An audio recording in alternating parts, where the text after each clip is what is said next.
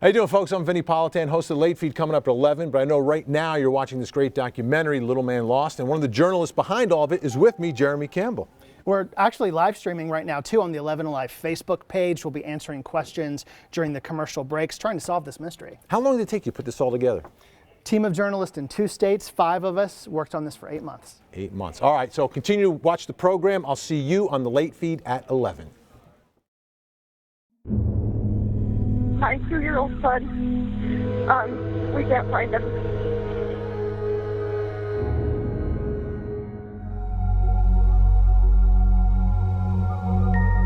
This is one of the last photos taken of 2-year-old DeOrr Kunz. He loved camping. He loved being outside. He wanted to explore. We're trying to unravel a mystery. DeOrr's mother claims her son vanished during a family camping trip. But to where? To get answers, we went to a reporter who's covered the story for more than 2 years. Obviously, when news first broke that this little boy went missing, I think it makes everyone kind of go home and hold their kids a little tighter, hug them a little closer. So you have a community that wants to find this little boy. Okay, so this is where we are in the search to find him. Police have 3 theories about what happened to DeOrr. The first, animal attack. The second, DeOrr could have been abducted. The third, DeOrr's own family could be involved. It's a 2-year-old. 2-year-olds just don't moonbeam up somewhere.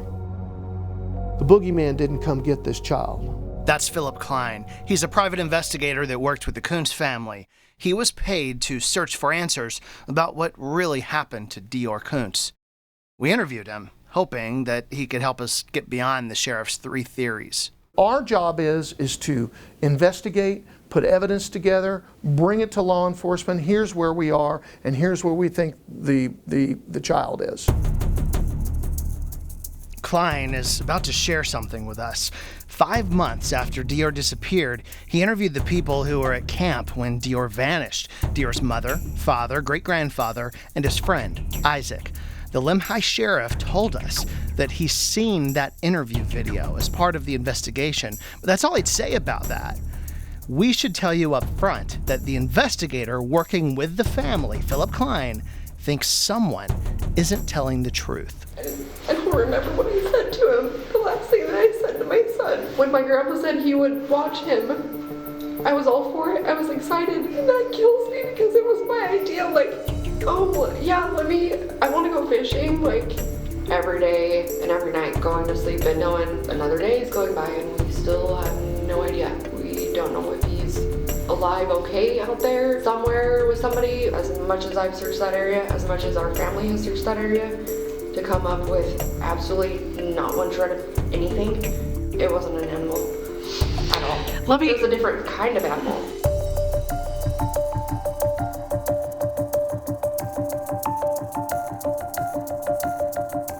This is the campground where DeOrr vanished. I remember asking my grandpa, "Are you sure you're okay with him?" And he said, "Yeah, he's fine. He wants candy." And I said, "Okay." A lot of families, a lot of parents have been in that similar situation that Jessica claimed to be in. Oh, we thought DeOrr was with Grandpa. Grandpa thought DeOrr was with us. And that's happened before to a lot of parents. He said, "Well, he was sitting right by that tree right there. I couldn't tell if he was playing in the dirt or if he was playing with his shoe." He couldn't remember if he had dozed off or lost track of time.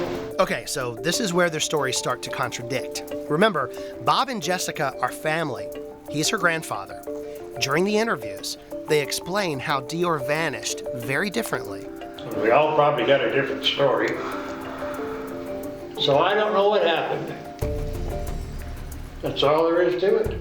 Do they ask you to watch little DeOrr? That's what I hear. Okay, that's what you hear? That's what I hear. That's what you hear from them say? That's what I hear. I didn't know whether I heard or they said that. Okay. This is one of the key differences in their stories. Jessica says that she asked her grandfather, Bob, to watch DeOrr, but Bob won't confirm that Jessica asked him that. I don't remember that, but I was watching him anyway, you know. They said, "Oh, What do you think happened to your grandson? I don't know what happened to him, for sure, else I would let you know." What's your guess? What does your gut tell you? Huh? We all have a gut. What does your gut tell you?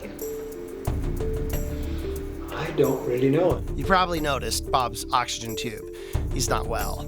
Jessica worked as her grandfather's caretaker. It's not clear whether she volunteered or got paid to help, but both she and DeOrr's father say that taking care of her grandfather, Bob, is why the family went on this trip in the first place.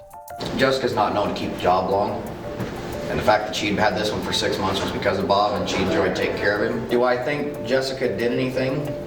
No, because she was there with me. I believe Bob knows more than what he's telling. It is my fault for allowing Bob to watch my child, but I will never forgive Bob for letting my son get out of sight. I will never forgive him. Do you trust Jessica 100%? When it comes to my son, I did.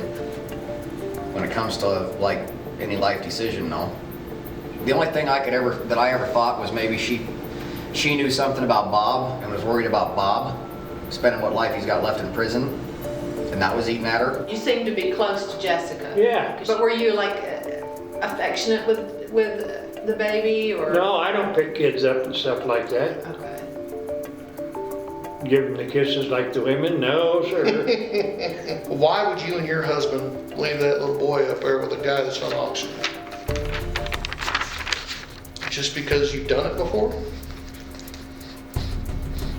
Because he was tired, and I knew that he wanted to hang out with Grandpa. My first thought was to get to the meat of the matter. We wanted to find out as much about the dynamic.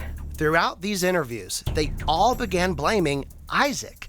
He's the friend of Grandpa's who joined the family on the camping trip. I just talked to my mom about, like, okay, is there something that you're worried about with Grandpa specifically, or what? And she just said, I just don't know this guy, Isaac. Never heard of him. Reputation-wise or anything? Nope. Just what my grandpa had said to me about him. Like, oh, he's kind of weird, or he's kind of odd is his exact wording. He's kind of odd, but he's a good guy. Why did you invite Isaac up to this particular camping trip? Oh, I don't really know why. He just goes along sometimes, that's the way it is. Okay. We haven't found any video of Isaac's interview, so we went to track him down ourselves. Next, Isaac's side, after we ask what happened at the campsite. I'm not sure if I should release a whole lot of information.